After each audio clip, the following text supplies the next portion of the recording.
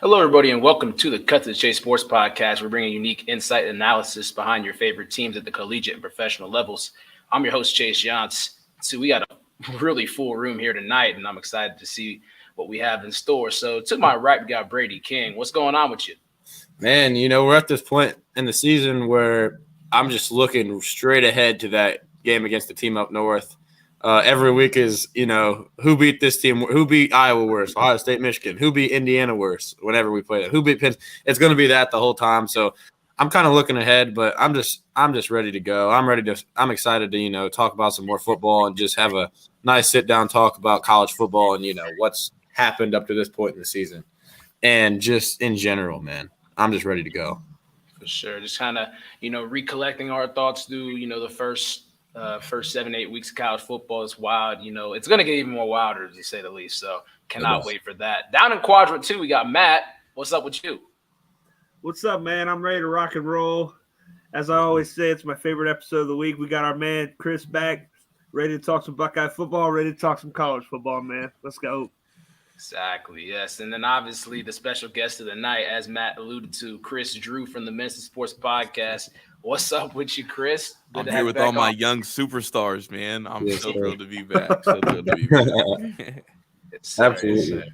Yeah, we're real excited to have it on. So, get that little college football midseason review. How's the podcast going with Zach? How's everything been lately? It's going really well. Like we just signed a lease for a new studio space, so we're about to move. I'm about to move to Columbus. We're about to kind of do the full production, full everything. Got to pack my bags and head out, but I know it's going really well. We're gonna launch at least 2 new shows this offseason and then kind of keep it going like every single day of the week. You guys know, like we just go and don't stop. Yeah. So just excited about kind of getting things going. But this is not about my show, y'all. It's about your show and kind of the good stuff you guys are doing over here, and I'm excited to be a part of it. For sure, man. We appreciate you taking the time, coming on and everything. Had to tap in, see what you was on, and I'm gonna kick this thing off right here, and I'll send it over to Matt. Matt, what you got for Kris right here? All right, so far, a lot of big names, a lot of stars in college football, but really, I want to know who your top 5 Heisman front runners right now are. Can you just spit off 5 names for me? Yeah, I got you. So it's interesting because this list would have been completely different a week ago. Not outside the top 2, but everything else because I did I had DTR up there. I had some guys out there just kind of from out west, and it's kind of been a little bit difficult. But I'll give you right now. So I have CJ Stroud as my front runner still. I know people love to talk about Hendon Hooker, but if someone pointed a gun at me and said pick a Heisman winner today, I would absolutely choose CJ Stroud for a couple reasons. First of all, he's going to have the stats. Like my belief is, if you are the best player on the best team, you automatically win the Heisman. I think that's been the case of it, and that should be the case of it. And right now, Ohio State is the best team, most complete team in my opinion. And he right now has 28 touchdown passes. And again, the Heisman voters, the way it's going to go, who's thrown 50 touchdown passes and who's the best team, and he's going to have both of those metrics kind of his way, I believe, as long as things go according to plan. Right now, second, I've got Hendon Hooker. Now, if the season ended today, I think he would win it, but I wouldn't pick him to win it long term. But Hendon Hooker's had a really special season. You guys know that. Obviously, kind of the win over Bama. He has a Heisman moment, and then he's going to have a shot at a second Heisman moment as they take on Georgia a little bit later. Third, I'm going to probably confuse a lot of people, but Jahmyr Gibbs is my number 3. Jahmyr Gibbs is the closest thing I've seen to a guy like Saquon Barkley. Kind of. I mean, honestly, he's the Alvin Kamara clone. Like, it's the redo. Obviously, Alvin Kamara went to Alabama first and then transferred to Tennessee before he had success, and then obviously has been able to shred it up in the NFL. I mean, Jahmyr Gibbs, the way he walks, the way he moves, the way he catches the ball to the backfield, the route tree, like this is the Alvin Kamara redo. Number 4, I got Max Duggan. Now I know everyone's like, Matt. That's a good one. That's a good pick. Okay, I like it. TCU is undefeated. They have a good resume. They have a very, very good offense. They have a top 5 offense in all college football, and he is the shot caller for them. Like I feel like not because it's not Texas or Oklahoma, not enough people are taking note of how good Max has been. Like they have wins. They have what I think is probably a top 10 win or maybe a top 5 win in the sport and beating Oklahoma State, who we just saw beat a good Texas team. So, like he did that. It was come from behind. That's quote unquote a Heisman moment for those of you who like to watch and dig into it. But obviously I don't think he's going to get the pub and the love because it is TCU. And then my fifth name is going to maybe drive some people insane because I do have my head of Bryce Young, and I can't believe I'm saying this. But it's almost like the ideal redemption story, and maybe I'm kind of giving too much to recency bias. But Bo Nix. Wow.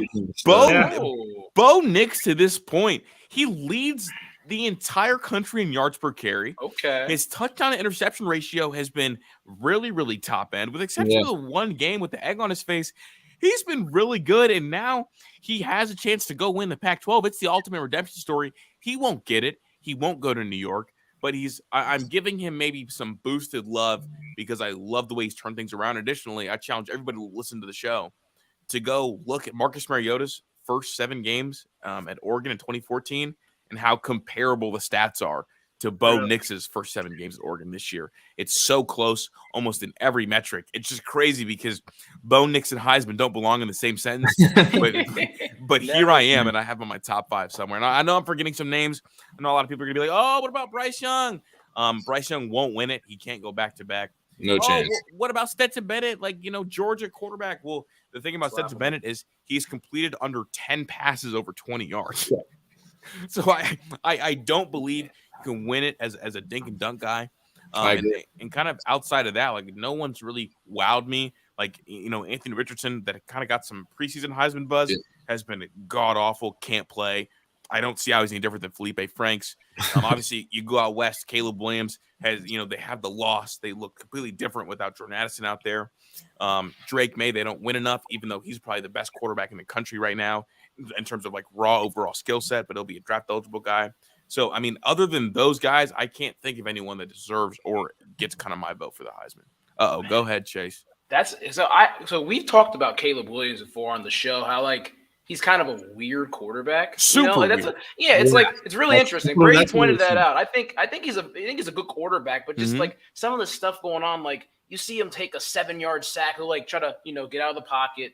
And I think it was against Washington State. They got out of the pocket, was looking downfield, steps out of bounds. And he's just worried about just other stuff like that. Just doesn't make a whole lot of sense. He didn't want to throw an incomplete pass. It looked like he was trying to save his completion percentage because he would have had to throw it away, but he took a 7-yard sack and just tucked it and walked out of bounds. He feels like someone that chases highlights.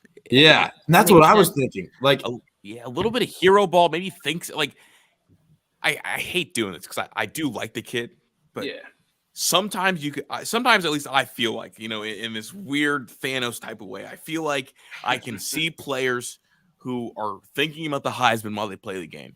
And 100%. Caleb Williams, to me at least, feels like he is thinking about the Heisman while he plays. And that bugs me, and that leads to some weird stuff like that. And honestly, you see it sometimes. I thought I saw it with Spencer Rattler last year when they got to that really hot start. Right. And then it felt like, oh my gosh, he's thinking about the Heisman as he plays.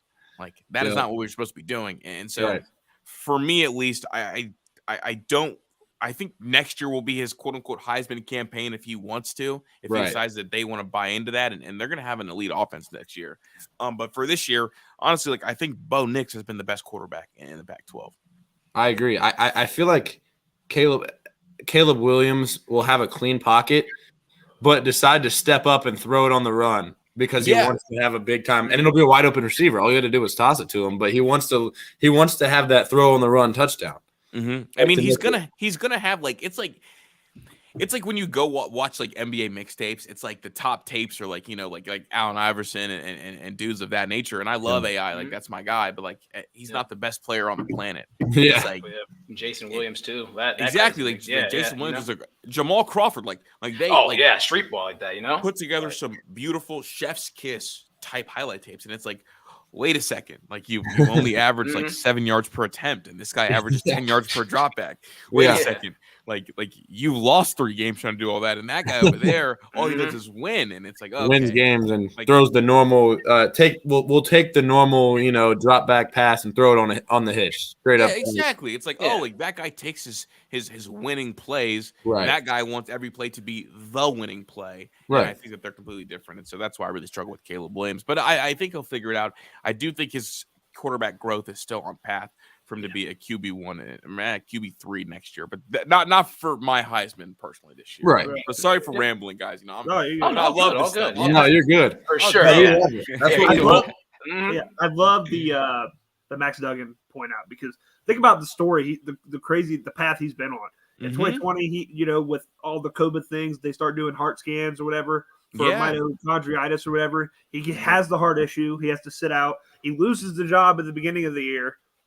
The starter gets hurt in game 1, and now he's on a roll. He's back on it again. Like, that's just a crazy story. And I'm glad that you pointed it out, because I think he's my biggest surprise so far this year. Just somebody, and it's gonna fit in New York. Like when they do if he, I don't think he'll make it there, but if they go undefeated and he makes it to New York and they have a top 5 scoring offense, can you imagine the story and the graphics that TCU will push out and that ESPN will cover? Like it'll have everybody will be crying, even if Max loses it. Like, everybody crying. They all have everybody's got their intros at the Heisman. He's going to have a big 10, 15-minute long one. It's going to be great. He's had a great story. But on to the next question. So, like I said, my biggest surprise this year is Max Duggan. But for you, what is your biggest surprise, and what is the biggest disappointment, whether it's a player, a team, anything so far in this college football season for you? So for Ohio State or for anybody in the country? Anybody. Okay, so my honestly, my biggest surprise has been Max, which is why I have him on my list, and TCU. There you go. But if I'm gonna grab like kind of a separate surprise, I am surprised with how bad Anthony Richardson's been. I was very surprised. He was a disappointment for me. He was a guy that was getting some first round buzz. Talked about the tools, talked about all this and that, and I was disappointed by kind of his lack of growth. And now I did have to kind of step back and like temper some expectations. And it's like, okay, like maybe the media hype got a little bit too big on the offseason. Additionally, I mean, I think the worst story in all college football, the most disappointing team, not Texas A&M, the most disappointing team to me is Miami. Miami has a superstar staff. They hired a Broyles Award winner and Josh Gaddis. No matter what you think, he has that award on his resume. Yeah. They pay him a rumored $1.8 million. And if you were getting paid $1.8 million, you need to be in conversation for one of the 3 best coordinators in all of Power 5. And yet somehow, some way, he's in the conversation for one of the 3 worst coordinators in Power 5. Him and Mr. Ferenz are sitting side by side, because this Miami debacle has been the biggest disappointment I think I've seen in recent memory. Now, it might be my fault, because I sipped some of that stupid Kool-Aid, and I was in the Miami spaces talking about, oh, you guys might go 10-2, and here they are. They got treated like a JV team against Middle Tennessee State. Think about this. Yeah, they did. Middle Tennessee State got the ball on the 1-yard line. They went no protect, ran 4 verts for 99 yards against the University of Miami. I'd walk out the stadium at that point. That's crazy. I would hand my scholarship back in. Like, I don't need to be here. I don't need to be on the – Exactly. They ran 4 verts. That's the JV team. And then additionally, it's like, okay, like, whatever. And let's not forget, Middle Tennessee State got beat like 47-0 by James Madison. Neither here nor there. The next part of this is there's been a clear regression from Miami, and it's not acceptable. Last year, Miami beat Duke 47-10. Duke has 2 4- and 5-star players on the entire roster. 2 of them this year. Miami has 25, including a lot of the same players that whooped that same Duke team last year. I know people are going to sit here and say, oh, the Miami, the new coaching staff, yada this, yada that. Duke's entire coaching staff is brand new. Exactly. That's what I'm saying. Miami fans are trying to act like this is a 1-year thing. Like they're going to automatically get better next. Exactly. Like they're going to be something next year, even in the future. There's no signs of that. Not one bit. They're not recruiting. No starting point. There's no starting point at all for them. Right. None. In fact, this year has been so bad. Like, I'll go on record saying this on your show, on anybody's show. Right. Miami's dead and gone. Yeah. They're never coming. They're never coming back. Like, it's over with. The same, like, I used to think to myself, wow, like Nebraska could come back. I think Nebraska's been dead long enough. They'll never be back to an elite powerhouse. Like, it just doesn't matter. I'm with that, except for 2 steps further with Miami. Like, they've been cremated. They're dead. They will never be the same. They have 27 people that come to their games. Their coaching staff is a joke. Their offensive line play is awful, even though their head coach is an offensive line guy. Their players don't want to play for them. And every single kid in the state of Florida, all the ones that are worth something, all the ones that are very good are going to end up 3 places: Ohio State, Alabama, or Georgia. They're not going to Miami. So it's Chris dead. the Grim Reaper, man. Shoot. No, it's dead. It's the We got the hood up. There It's you go. over. It's over. Miami will never be back. So they're my biggest disappointment of the year. I want to add a second pleasant surprise here, just real briefly. Hendon Hooker taking this Tennessee team into, taking this Tennessee offense into historic stratosphere. To me, it's been really beautiful to watch. I did think that this Tennessee team would be really fun to watch, really good on offense, really diverse, really dynamic. But I don't think a lot of people understand, we are watching potentially a historically great offense. Right. A lot of years, there's really good offenses. We remember that era from Oklahoma State. They had Brandon Weeden, they had Blackman, they had Des Bryant. It's those offenses were always good. They weren't historically good. Yeah. And what they got in Tennessee is historically good. Right. With Jalen Hyatt, a kid who didn't have he was the number 5 player in the Carolinas, had no Clemson offer, no Bama offer, no Ohio State offer. We know how those schools like to, evaluate wide receivers. We just watched them go nuts, go berserk. Absolutely crazy. We just watched them hang 52 points on the team that, per all the metrics, had a top 3 defense in all college football. Yep. And they did it without their second best player on offense, in Cedric Tillman. Hyatt had 5 of them. And he scored 3 of them on the exact same route. It's geez. They're good. He wasn't even routing anybody. He was just getting open. No, he was just releasing really, really fast, great release off the line and running really good go routes. He's just flying down the field. Yeah, to all my football players, go run track. That kid's a 10, 400-meter guy. He's real fast. They can really get it going. So I knew their offense would be good. I didn't know it would be historically good and test well against that good a competition. So that's my biggest surprise and my biggest disappointment for the year in terms of all college football. I love it. Absolutely love it. All right, here's the next one, kind of near and dear to our hearts here for us. Will JSN play a significant role for this Buckeye team this season? Will he be healthy enough? Will Ryan Day? They're going to use him, obviously, but the way we're playing offensively right now, with the receivers we have, how much are they going to force feed him the ball? Will he play a significant role for us? It's every year I think about how good our team is, and then I always think about how we get caught by these generational teams. For a while, I feel like we keep getting caught by these teams that just have that 1, 2, 3 extra things. In 2019, of course, our playoff run started with the future number 1 overall pick, and then a couple of bad calls by the refs. And then also 2019 had Joe Burrow generational. I think about 2020 and kind of the mess that came with that. And we ran into one of the best Bama teams ever. The best Nick Saban Bama team I've ever seen. For sure. Mac Jones, Heisman winner, yada this, yada that. I can go into it. I feel like we're generational this year. And I feel like JSN is our Jalen Waddle. Yeah. Do you guys remember Jalen Waddle that 2020 year? He was better than Devontae Smith at the beginning of that year. He was, and he broke his ankle. Yep. And everybody thought, okay, this guy can be a top 3 receiver off the board. Right. Jalen Waddle's sensational. He's nuts. Yeah. And everyone said he's done. He won't be back. He won't do this. He won't do that. But he never left the program. And so the fact that I see JSN when I know he's from Texas and I know he's got lots of money now. He's good. Yeah, he does have a lot of money. He's got a whole bag or in the bag and a half. He's got seven before figures. going to the league too. So exactly. He could have packed it up and went back down to Texas, begun his rehab, and started things. The fact that he stayed up here, continued his courses, didn't pull out. Even when Bosa got hurt, one of the first things he did was go back to Florida just for a weekend and then come back. So to me, I feel like JSN is our Jalen Waddle, and instead of him coming back in January championship game, I think he'll be ready to play this week against Penn State. So I believe he'll be emergency available. I think he absolutely plays against Michigan, and we get our JSN Waddle moment against Michigan is my guess. What did I say last night, Brady?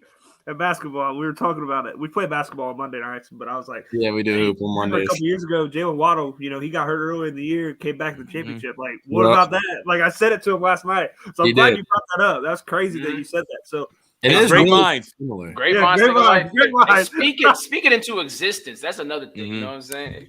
I would be a little bit more if he went back home to Texas. Yeah, But the fact that he stayed on campus, he's still doing live ones, he's still practicing.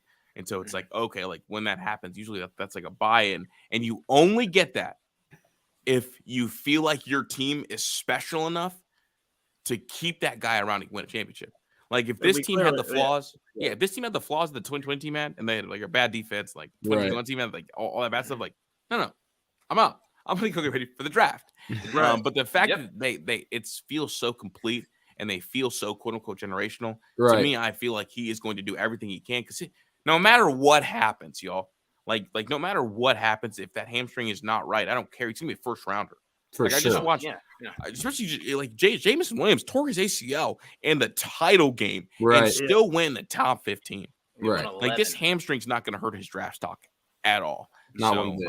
So I really do think we will see him this year. Yeah, I mean, I feel like last year it was crazy because whenever we would be missing one of them or two, like Garrett Wilson didn't play in the Nebraska game because of a concussion, I believe. Yep. And we're sitting here thinking like, okay, now we need, I mean, at that point, Jason had been unbelievable that year, but that's kind of what started his huge stretch run, I feel like. And the monstrous run. The last 5 games, just like over 130 every single trip. It was insane. Every single one. And over 200 twice. He had 244, and then he had the 347 or whatever it was against Utah in the Rose Bowl. He finished with more yards than the Biletnikoff Award winner. Yeah. On less catches. With way better receivers around him taking targets away. Like he honestly should have. He honestly had a good case for the Biletnikoff Award last year. Absolutely. And none of our receivers were all American.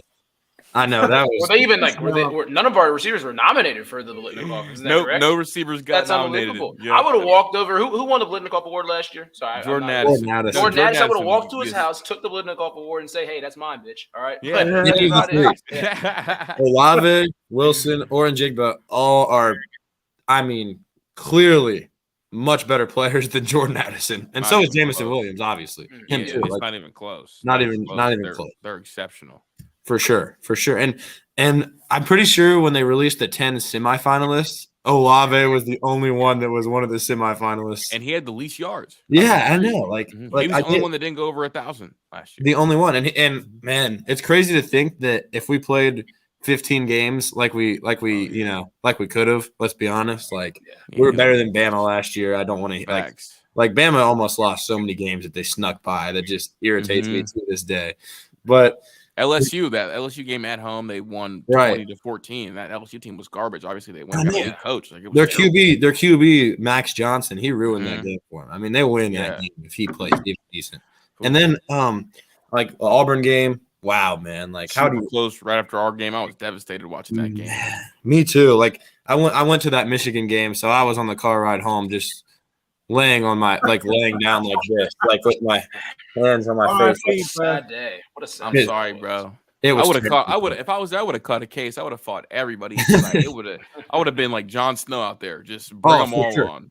I was ready to. Like they were not like whenever I was walking out of the stadium, because I walked out after they stopped with 2 minutes left when we were gonna lose. Yeah, exactly. Like I could not stay there. But they're just screaming at me. I'm just not paying attention, trying not to punch somebody in the face, bro.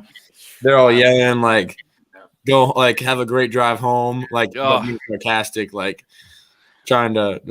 You're a good dude. I would have ran off on the plug. I would have.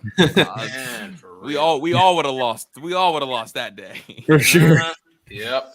Man, keeping on the receivers though, Brady, take it away. You got that. Talk about last year's receivers. Let's jump to this year. For sure. So, I really like to talk about receivers a lot. It might be, I play quarterback or played because we just ended our high school season Friday. But my favorite position, like just to like watch and like evaluate is wide receiver. So I want your take on this. Who are your top 5 wide receivers in college football? Because I want to compare my list to your list to see if we're thinking similarly here. That are currently playing. Right. That are Like currently playing this year. Yeah. Healthy and out there. Okay. Correct. I have Marv 1, Mm-hmm. Mingo 2. That's the kid from Ole Miss. Yep. I have a Mecca 3. No, I have X 3, Xavier Worthy 3. Oh, yep. A Mecca 4. Mech 4. Oh, and that fifth one, I don't want to leave anybody out. I like the Charlie Jones kid from Purdue, but So do I. I like him a lot. I have a 5. How about That's a Quentin little Johnson? too high. Quentin Johnson. Yeah. What do you think? Oh, of him? yeah, Johnson too. Oh, Ooh. no. Tough decision here, but There's so many good receivers. There's Like a it's lot. deep. It's a It's lot. deep. It is like really deep. Like it's hard to come up with 5 for real. No, it is. It's really hard. Because you I go like off the Mingo production, kid a like Charlie lot. Jones or from Purdue, Charlie from Purdue, like he's a beast too. Like now he's not top 5 like NFL wise, but just like production and how Chuck good Sizzle, baby. a That's all I year gotta he's say. having. Like he's a beast. Like you could argue him. Like obviously Jordan Addison was a blitz cough last year. Like there's Yeah, but so he's many- he's hurt though, right? right. He is hurt. He's Here. hurt. Yeah. He is hurt. But I'm just saying, like, there's so many good receivers. Worthy from Texas. Like, it's deep as shit. It really is. It's so deep, and I know my top. I don't know, and the Hyatt kid too. I know it's just a one Ooh. game, it's small sample size, but Hyatt's a baller too. I think Hyatt might be better than Charlie Jones. He might be. Uh, It's so hard to decide because Mhm. Charlie's been more consistent, but there's no chance he would score 5 touchdowns against Alabama. Like it's just that thing. Like, would you take the guy who I mean, that one game against Alabama might equate to more than anything Charlie Jones has ever done. Trey Palmer's phenomenal too. Slight That's the thing. Nebraska kid. He is a stud. He's a stud. But I'll roll with it. I think Emeka's the best. Not Emeka. I think Marv's the best in college football right now. And then I have Mingo too. That's kind of where I'm at top 2. And then after that, I have X, Emeka, and then that fifth is kind of a preference thing. Yeah, I'm really similar to you. I've got Marv 1. I actually have Quentin Johnston at 2. I think he's a freak. Like I mean that's just the type of thing where I feel like if you throw it up to him in the red zone, and his catch has been great this year. Yeah, he's just gonna go get it. So I like those type of receivers like Marv and him. And then next I have Xavier Worthy. I got in a fight with him on Instagram a couple years ago when he was a Michigan commit. He said something about. Yeah, he was trash talking Ohio State. So I told him that he was trash and that he would never do anything. And then he wanted to fight me. He said he was going to pull up and fight me. Gosh. Yeah, he's going to be wide receiver 2 in the draft next year, and he would have went to Michigan if it wasn't for Gaddis and his I know. extracurriculars. So It's pretty funny that what Gaddis can do to, ruin Michigan football. Ruin it. Ruin on the layout. No, excellent baller. He's a beast. Like I shouldn't. I guess I was wrong in that argument. I shouldn't have said it, even though I didn't believe it. Man, talk your mess, man. Yeah. Oh yeah, and then last year when he fumbled to lose the Red River Showdown against Oklahoma, even though he had a great game, I texted, I DM'd him because one of I my was friends right next to you when you did that. We were at the Ohio State Maryland game when that was going on. Yeah. I said apparently you still suck. Fumbled the game away. 200 No love receiving lost. yards. And he blocked me. Double down. Menace, Double bro. down. Yep, I had to double down as soon as I saw it because it was fun. It was kind of like a joke because he had 200 yards receiving that game, so I just wanted to see what he'd say. He just blocked me. He didn't even respond that time. You got to come back for it every time. Have to. Exactly. And next time he does something, I'm gonna hit his Twitter DMs. Sure, you going? Relentless. For sure. I love receivers though. I do think Marv is the best in football. So I think he is too. The way he just, one-on-one matchup in terms of just his size. And his route running ability for his size, like Zach and you have brought up many times, like he's not like torching people down the field, like 100%. He's not beating people like Jalen Hyatt did. He's just more.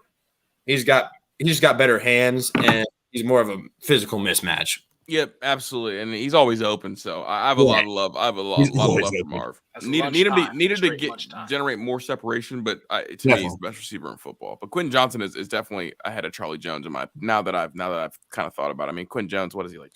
6'3", 6'4"? I think he's 6'4". Yeah, he's huge. Yeah, he's a freak show. I love receivers, man. Y'all got me going. Let's go, man. I feel like receiver is the most exciting position because you just got so many different things you can do to be good at it. Like you got speed, route running, hands. Like, and you want to be a complete receiver, but there's guys that are good at just one of those things and end up as great players. Like Drake London in college was not very good at route running or separation. His hands were just nuts, which is what got him picked so high, which I still think was dumb. Like, he shouldn't have gone over Garrett Wilson. There's no way he's better than Garrett Wilson or Kris, but no shit. I'll die on that hill. I'll die believing that one. Me too. Like, when that happened, I was watching the draft. I couldn't believe they actually did it. Like, I was thinking, I heard they might do it, and I'm like, there's no way. Like, you can't possibly watch the tape and have him ahead of them. NFL scouts do that to me every year. Like, they do. I'm to the point where I'm like, oh yeah, like something dumb is going to happen. I am A-okay with that. I'm here for the entertainment. Exactly. Yeah. That pick just lost someone their job. So exactly, because a good player. It is entertainment. Like, it makes me feel like I actually could do their job better than some of them at times. Facts. Like, there's just questionable decisions. Now, I remember Brady. We talked about this. Although I said that was a bad pick and everything for stuff. There's some teams that look at, they have specific offenses and all that stuff that they want, a specific player doing this or that. But when you're looking at pure talent, Drake London ain't up there. He ain't with the rest of those guys. We all agree on that. You know what I'm saying? But, I know what you're saying. Sideways because the year before they drafted thick Drake London and Kyle Pitts. Exactly. Yeah, that didn't make any sense. You know what I'm saying? And they don't even use him right. Yeah, they don't even get him the ball. They want to Kyle Pitts out wide too. You know what I'm saying? Straight up, you already drafted Kyle. Like, you already drafted him just in a different font. Like, draft us someone who can move around. So they have two extra receivers. Yeah, Times New Roman bold. Like, you know what? Garrett Wilson or Chris Olave was the perfect pick because Chris Olave, he's a deep threat. You can stack him. You can't stack Kyle Pitts and Drake London. No, not one bit. They're both the same player. They're both like the same height, and like Kyle Pitts just weighs more and it's probably faster. Facts. Honestly. Yeah. And then looking at top 5 receivers, talk about the teams, Brady. What's going on? Are you talking about top 10 teams. Oh, yeah.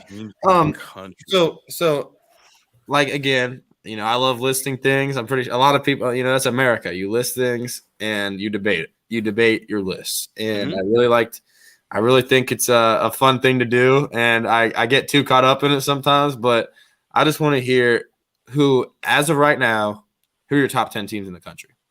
You want me to start at 1 or 10? Go ahead and start it. You can start at 1 if that's easier. Or 10, either way. I got it. Ohio State 1, Georgia 2, Bama 3, Tennessee 4, Michigan 5, Clemson 6, TCU 7,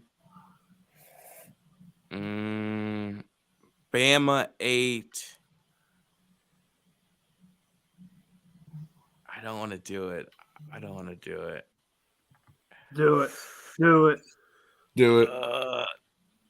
I don't know, man. Oklahoma State 9. Ooh. Okay. And then I wanted to put Texas in my top 10, but I can't after the loss. Right. So I got Oregon 10. Oregon 10, I like it. I really like. I know Oregon got blown out by Georgia and all, but I don't know if that happens to that extent. No. So here's the thing. I my issue with a lot of times, like, people like these overarching rankings, like the year 1 of the college football playoff should be the prime example of teams get better as the season goes. The year goes on. Yep. And right around like week 8, you kind of know what your team is, barring injury. And Oregon has gotten markedly better each and every week. And so to me, like, I like them as a top 10 team. Absolutely. No, I'm right with you. I think they're top 10 right now. I think they have they've shown the most improvement out of any team before the season that people – I mean, they were somewhat of an unknown coming into the year with Dan Lanning and Bo Nix taking over at quarterback. And then you thought maybe they're a bust. Like, you watch them against Georgia, like, oh, well, give Dan Lanning a little bit of time. He's first-time head coach. But now, I mean, he's got them to a point where they're a legit contender. Like, not necessarily like a huge threat to make the college football playoff or anything like that, but they're looking like they have a good shot at the Rose Bowl. And Bo Nix is, like you said in your Heisman talks, he's playing like a Heisman. Lights out. It's absurd. Yeah. Like, Bo Nix is playing lights out football. He is. They won't make the playoffs. I do think if they ran that Georgia game back, it would be a tighter game, like probably a 14-point game instead of a 35-point game. I agree. So I agree. At least I feel like that now. I know some of us doesn't agree with me, but I'm not bought into the Ducks, man. I'm not. That's crazy. Really? Not at all. I think they're a solid team, but like I just don't. It could be like, some I think fool's they gold. I think they might win the Pac-12. I do, but like fuck. Georgia. I mean, 49-3. It's 49-3 tough. is It's tough to wrap your stayed mind. in my mind. Like that. There's no. Like there's no nothing. Like a 49-3 or any kind of game that we've had multiple games like that as Ohio State fans over the past 5 or 6 years, where that just eliminates every good thing anybody ever tries to say about us. Facts. Oh, they got blown out. So now, like we're gonna start. I'm hearing all the hype about Oregon. Like you know what I'm saying? Like I don't want them in the playoff. I do that's not what want I'm them in the saying. playoff. Like just right. no. Like they're done. Like no. You know what I mean? Honestly, I'd rather get Michigan in the playoff, like with a loss, than have them in the playoff. Absolutely.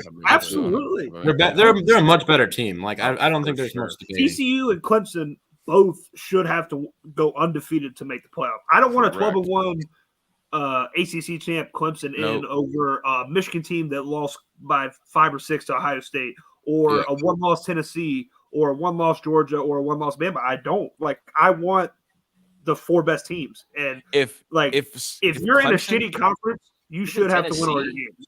You want Michigan over Tennessee? Like if Tennessee no. I'm saying I'm saying I don't want.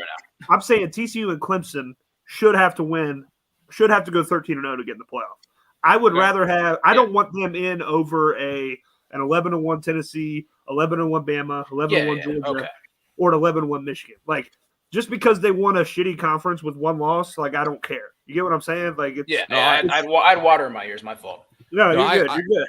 I wholeheartedly agree with you. In fact, if Clemson loses one and TCU loses one, give me 2 SEC teams and give me 2 Big Ten teams. Absolutely. And let's run it. Let's run it. 100%. All the other stuff is for the birds. So give me, give me the rerun of Michigan, Georgia. See if we can get some redemption there, and shoot, give us Bama or Tennessee. I don't care. So that's kind of where I'm at with that. Kind of in a vacuum. I really like in terms of who I hope we draw. I hope we draw Clemson in terms of how bad we beat them and being able to make that championship. But just imagine we beat Michigan. Mm-hmm.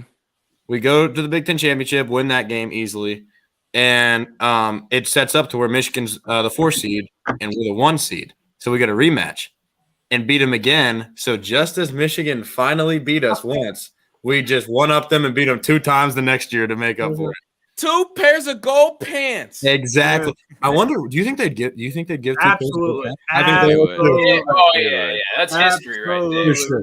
That's some Duke, North Carolina shit right there. If they don't give them 2 pairs, they might put like a diamond in the pants, like just like for like a special pair. Like diamond encrusted all over the pants. You know what I'm saying? A special pair of gold pants because you beat them twice. I mean, just imagine how beautiful that would be. Like I would not even care as much that we lost last year. I would be the worst human being on Twitter if that happened. I'd be right behind you. We'll be back. Yeah, you would. Right? Yeah, you would. I would be I've already been a terrible person to Michigan fans on Twitter. I would be the worst human being on Twitter. Man, the alliance is tight with it, you know? Oh. I always get in fights with Clemson fans, Michigan fans, and Notre Dame fans. Those are do you guys come to the spaces? Oh, I do. So I've gone to a couple. I've gone to one too. Hey, I'm about to start sending you guys invites. When I go to the spaces, sometimes like if it's like a Saturday night, I had a drink or 2. I'll go in the spaces and I'll go in there and I'll be a terrible person. Totally down. I mean, we didn't even beat Bama. I went to Bama space and I got booted in like 3 minutes. They got me out of there so quick. Oh man. Oh, you should have seen Matt was talking about that Tennessee Bama game for like 4 weeks about how Tennessee's going to win. And he was playing the Tennessee. He would send us random voice messages of him singing Rocky Top before the game. I was so stoked for that game, man. I was so I fucking knew it. I was calling it. Like, it just felt so good when they won because, like, I just fucking knew they were going to do it. And it was like, boom. It was awesome. Yeah. I was loving it. Matt was so good enough at hyping up this game for the longest time that he got my mom to watch the entire game. Whoa! So she's, we're all Bengals fans, so like, my family's Bengals fans. She didn't really watch a whole lot of college football at Ohio State. She got Matt got my mom to watch the this Matthew! Bama Tennessee game. I'm like, man, you was hyping it up like crazy. I love it. I love it. So we're talking about hype games, right? Yeah. Let's go early thoughts for the Penn State game this week. What do you think the key is? Obviously, we saw, for me personally, coming into it, we saw how they defended the run against Michigan. And I think coming off of our struggles last week, running the ball, we only ran for like 65, 60, I think it was 65, 66 yards, something like that. I think we're going to stress it a little bit more this week in terms of Ryan's going to want to come out and set a tone right away. Iowa running, we're trying to run against that 8-man box against Iowa, but this week we're coming out, we're about to lay the wood. We're coming right at you. So I think personally we're going to come out and try to set a tempo and run the ball a little bit more. What do you think in terms of offensively and defensively, really, just keys to this game? Man, it's crazy because I agree with you. I agree with you. Yeah. But there's one thing. I keep thinking about Julian Fleming. And I forgot. I was not thinking about that. This is going to be his first significant playing time. Back then. Yeah. And I keep thinking about the fact that he lost his girlfriend to someone on the Penn State defense when he was in high school. I didn't know that. I didn't know that. So that's the rumor because he about to be playing some YNW Melly, Murder on My Mind before this game. So I got murdered. So that's the rumor. It's been the rumor for a while because when Julian was the number one player in the nation per ESPN, number one receiver per every site, he's obviously from Pennsylvania. Really had a deep affinity for Penn State. Right. He dated a girl a year older than him, and that went to Penn State. Ran track at Penn State. Right. And the rumor is the reason that relationship severed wasn't because of the Josh Gaddis thing. It was because someone on that defense hooked up with his girlfriend. He found out. And so part of me thinks about, yes, you want to run the ball. But the other parts of me thinks about how petty Ryan Day is. Yes. If this is true, then Ryan Day, in theory, or Julian Fleming, in theory, Penn State runs man coverage across the board. 100%. Yeah. Yep. They do. And which I love. I love it too. We also have 3 elite receivers. There's not a team in America where their third best corner is good enough to check Fleming one-on-one. No chance. No So Iowa's best corner couldn't. And Exactly. Iowa's best corner couldn't do it. Nope. So for me, if they want to run man across the board and they want to load the box up to try to stop the run because, obviously the Michigan thing happened. Right. I just keep having this flash in my mind that this is the Julian Fleming revenge game. Nah. Not that it really impacts play calling, but the last 4 games, y'all, like Julian Fleming has touchdown catches of 31, 36, 51, and 76, meaning he's a legitimate deep threat. And what's stopping him from getting 2 of those in one game? And if he's going to get 2 of those in any game, if there's ever been motivation for him to run a little bit faster, get a little bit more open, or to man the ball, wouldn't it be against the team that stole his girlfriend? And now he's in Happy Valley. She'll probably be at the game. Yo, I'm calling it. It's against my football wisdom, but I really feel like we might see the Julian Fleming revenge game. What's the Instagram caption about to be after the game when he's in the end zone? That is a great question. I have no clue. I'm ready to I'll tell you this. Told her to dress up as a doorknob for Halloween since everybody got a turn. Oh, my. And then it's him. And it's just a slideshow of the 3 DBs that he burnt because all of them got a turn. Everybody got a turn. Joey Porter. I love it. Porter, Kalen King, and matched up one-on-one with Jair Brown, the safety. I mean, man, I cannot wait. I hope they just man up. I hope they play some cover 0. Play some cover 1. Play some cover 1. I'd love it. We got an angry ex-boyfriend on the team. We do. So hey, I don't know. That's just the rumor, though. I don't really know anything about Ohio State football. I think personally, this is a big game for our receivers too. Now, I think we're going to come out and try to establish a run. But Zach talks about it all the time on the podcast. Like, we haven't really been getting a ton of separation. Guys really aren't getting open, which I mean, Right, CJ exactly. Stroud drops dimes, but guys aren't really getting open Absolutely. all But like that. there's not tons of separation all the time. Mhm. So playing against man coverage, and obviously Joey Porter Jr., like their DBs are good. So if Very we're good. getting separation here, this is going to be probably the best secondary we play until you maybe even get to playoffs. So, I mean, like It might be the best. It might be the best. It might be. And that's kind of like the Georgia's got a really underlying. good secondary too. Oh yeah, So, but what I'm saying is like, just if they come out and ball out here, like I already have the utmost confidence, but like we haven't seen them do it yet, like Zach talks about. So like, right. I'm ready to watch it. I'm excited for it. I think we're going to come out and try to be really physical up front and run the ball and pound the ball to show that the Iowa game, whatever they were loading the box, is different now. But I mean, we're still going to go air raid on them too. Like it's not just we're not one dimensional. So I just think it's a big game for our receivers too. Mm-hmm. No, I agree. And honestly, like for the receivers, like I always talk about like stacking good weeks for every position group. If this receiver group like gets that notch on their belt, it's like in boxing. Like there's like 5 belts per division. It's like once you get that first belt, you feel like you can win all of them. And that first belt for them is winning in man-to-man coverage against the team that plays press man. So if they do that and get separation and can do a good enough job and take Penn State out of press man and force them into a zone, then we run the ball late. It's like, okay, like that is a notch in the receivers' belts. When the receivers start playing so well that it adjusts the opposing team's game plan, then it's like, okay, they're doing their job. And so I do need the receivers to play so well and get so open that Penn State adjusts their game plan, and then we run the ball in the second half. So that's kind of where I'm at with the receivers. I'm excited, obviously.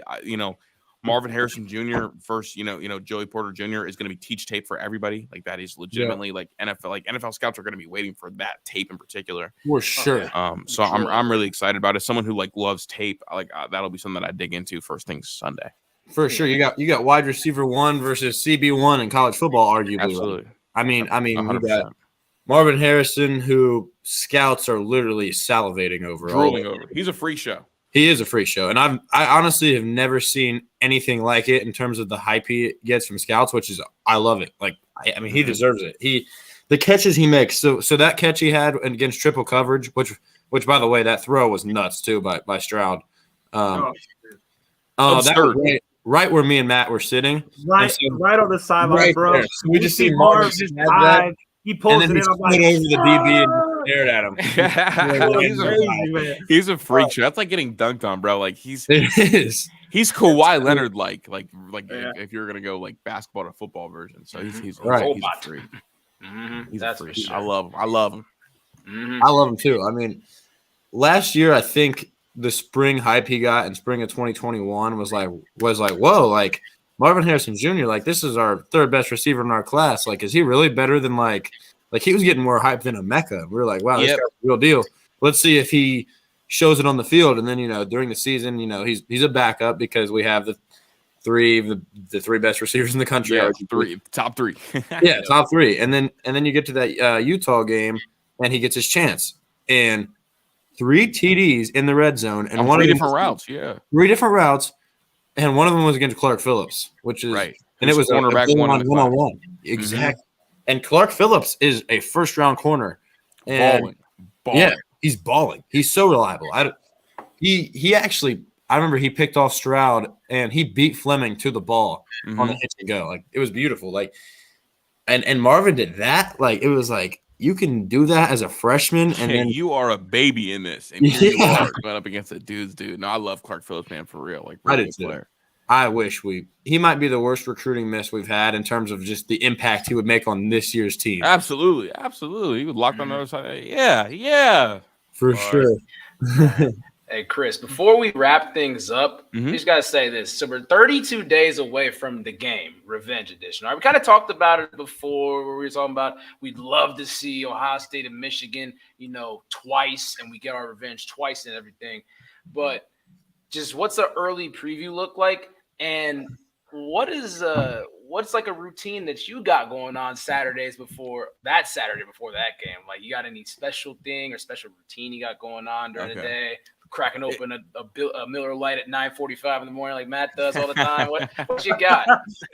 That's so funny. So while I'm in Akron, it's a couple of things. My mom went to Michigan and then Penn State. So like, Okay. she wanted Ohio Damn, State at all what the costs. hell happened? I know, isn't that crazy? Isn't that, What the isn't hell that happened to insane? you, man? Man, but things like I live in Ohio. Like I live Yeah, in there you Ohio. No, Thank so my God mom, thank God. Shit. Thank God. facts. So my mom right out of high school went to Michigan, and then recently, like 2 years ago, she went to Penn State to get her master's. She did everything to avoid Ohio State, but I'm big Buckeye guy. Yeah. And honestly, like I'm kind of on pins and needles. Like the night before, it's almost like the day before school or the day before Christmas. Yeah. Kind of some nervous anxiety the entire way. And then so it's funny because we used to live in the hood. Shout out to my mom for getting us out of that thing. And we live in a really small house. It was like 8 of us, 1 bathroom. But she was a Michigan fan, so she would watch the game upstairs, like in her room on a little TV. And I was an Ohio State fan, so I watched the game downstairs. And I would sit watching in silence. Like I forced everybody to go to their room and shut the hell up. Like nobody's talking, nobody's coming out of the steps, nobody's doing a thing until that game was over. And I would sit on my red couch for the first half and then stand right in front of the TV, eyes burning for the second half. Didn't eat or drink because it made me sick. But then as I kind of got older, I laid back a little bit more laid back.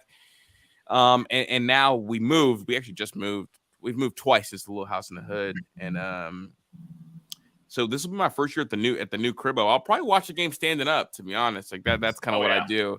And then I'll probably take a shot for every catch that Marvin Harrison Jr. has. If I'm being completely honest. And by halftime, you're gonna be you're gonna be out of it. Well, hey, well, look, the more lit I am, the more we're winning by. So there you go. that's a good thing. But no serious traditions. I kind of just wear red and keep it pushing in that front. But I'm really excited for that game. And then I always like kind of the talk and mess with the mom afterwards is the most important thing, which I didn't get last year. Obviously, she didn't watch the game last year. Like I got home. Like 2 days later, I took like a 2-day break from my house. I was just like, nomad around Akron. Come home, she's sitting on her little iPhone watching the game highlights. She was like, "Did you know Michigan won?" I'm like, "Gee whiz, we've been beating y'all for so long that you stopped even watching the game live. That's crazy." Man. Yeah, I know them fools won. But it is what it is. But preview wise, this is where I'm at. Okay. I want to know. Michigan's D-line overall as a unit is probably a little bit better than it was last year. But the ends are not better. It's been Mozzie Smith in the middle being really dominant. Now, I know they have 2 guys that are decent pass rushers. The issue is our offensive line, I think, is a step and a half above where they were last year. And I don't know if they'll be able to really contain anybody on the stretch on the stretch plays, running-wise. So I think we're going to get them kind of flowing side to side. I think we're going to use heavy play action. I do think we will bludgeon them. I think we will bludgeon them because this Ohio State team is like, once they catch fire, there is no putting it out. Last year's team, I don't know if they were like that because the run game was not as dynamic as it was this year. And additionally, I think the play calling sometimes got stale last year. Like it was like kind of like, oh, if what we know isn't working, it's just not going to work for us today. This year, Ryan Day showing the willingness to adjust and kind of move forward really makes me excited. And I really do think that this defense, additionally, is going to do everything they can to get Ohio State 4 more possessions than they had last year. 100%. And now, look, if Ohio State had 4 more possessions against last year's Michigan team, they win the game. 100%. Period. So we're going to get at least 4 more possessions this time, and we're going to win the game. So I think Ohio State will get in the 40s, and I don't think Michigan has the skill set to get in the 40s. They refuse to unleash J.J. McCarthy no matter what. I don't know if you guys know, but against Penn State, J.J. McCarthy only threw 4 passes over 10 yards. That's honestly a joke. Like I get that they steamrolled them, but you have to prepare him for Ohio State in that game. Exactly. You have to get that type of preparation against Penn State's DBs who are on that level. Mm-hmm.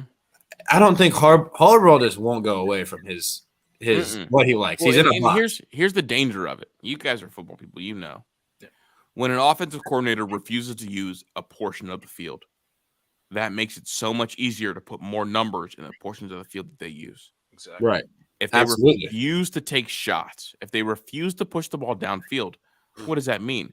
That means that the best safety unit in America can move up 10 yards. Up to the box and make Game plays plays at the line of scrimmage. And those passing lanes get way tighter. And the Right. protections have to be adjusted. And Tommy Eichenberg's coming up the middle. So I really think just like having those – the fact of the matter is if J.J. McCarthy won't throw deep, there's no way Ohio State has to play out of their mind to beat them. Right. This isn't the carry defense anymore. This isn't the sit in the base 4-3 and let teams run side to side on you. It's our safeties are up here. They're athletes. Our defensive line is containing the edge. Our interior pass rush is exceptional. So I really do think that Ohio State's going to be way too much for Michigan to handle. The bottom line is the Silver Bullets are back. They're back.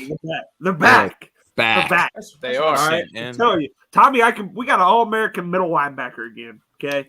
We got our James Laurinaitis, AJ Hogg. We got our linebacker back. Okay. We do. We got it. Like that number 35 Ohio State jersey is now going to be iconic because of this one. Absolutely. Like it will be. That's for sure. I'll say it. He's on that level. Like he's playing to their level. So he's an All-American.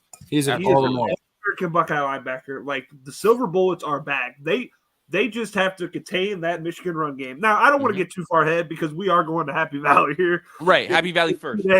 But it just feels like it's a collision course 11-0, 11-0. That's what it feels like. I'm excited. So it feels like 06 again. Yeah, it really is. I cannot wait to be in there. We already got our tickets. Like it's going to be Did you really? That's sick. We already got it, bro. Oh yeah, me and Matt got tickets already. Yep. Me and Brady are going. Like it's gonna be dope. But like I can't wait. But it's just like we got to take it one game at a time, whatever. But the Silver, like this is not the 2021 Ohio State defense. Like so, throw everything out the window from last year. Facts. Like it's just gonna be a different game. Glad we're on the same page. We got it for sure. And they don't have they have a different style of running back. Play this year. It's not Hassan Haskins, who last year we were bad against like power backs because they would just ground and pound on us because we were kind of soft in front. Yeah, we really were. But this year, Blake Corum runs hard. So does Donovan Edwards. But we are going to be where we're supposed to be, and we're going to make plays. We're a lot more physical up front with Michael Hall. Zach Harrison is great against the run, and he's showing a lot of improvement. Oh, he shows some flashes. Yeah, last game. Additionally, they have him playing interior as well. I mean, he's a plus D tackle and a plus D end. He's been really good. He's been great. I mean, I'd argue he might be our best D end right now. He's playing at elite level, and it's a weird dynamic because I don't know if it's a Jim Knowles thing where he's coming in and finally Larry's able to play him the way that he needs to have played the past three years or so. Maybe that's it, or maybe he just finally kind of grew into what he needed to be. I think he's finally just growing into that because he came in as a 17-year-old. Like he was a real young kid. That is correct. Yeah. So he's playing these past few games. He's been playing at an elite really level, high level. Absolutely. Yeah. Love to see it. But yeah, wrapping things up. Is there any final thoughts that you guys have? Or any final things you guys want to say before we get off here? I'm so happy you came on, man. I appreciate it. We're always this is sick, I always have a great time with you guys. Like no cap. Sure. We do too. Like we really appreciate you. We got to set it up before the game. The game week. We got to set it up, man. We got to have another one to preview the game that week. We'll set it up, but. I appreciate you coming on. I listen to you every day, so appreciate that. Thank you. For sure. See, keep grinding, man. Keep working.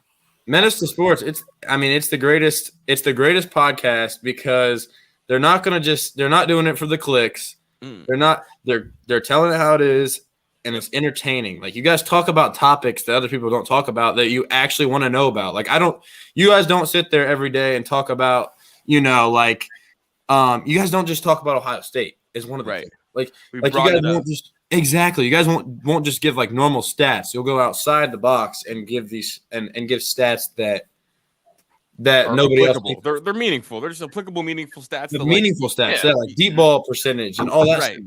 Yep. Like and that's why we love having you and Zach on here and love talking to you guys and like you just keep up the work. Good work, man. I appreciate that, man. You guys are my guys. Absolutely. Of course. Yeah. For Always enjoy having you on, man. We, definitely got to get something set up here real soon in the future. For sure. Consistent and all that stuff. But man, it has been fun for sure. With that being said, I'm Chase Johnson, Brady King, Matt Ricketts, Kris Drew, and we'll see you guys another time. Appreciate y'all. We'll see you guys.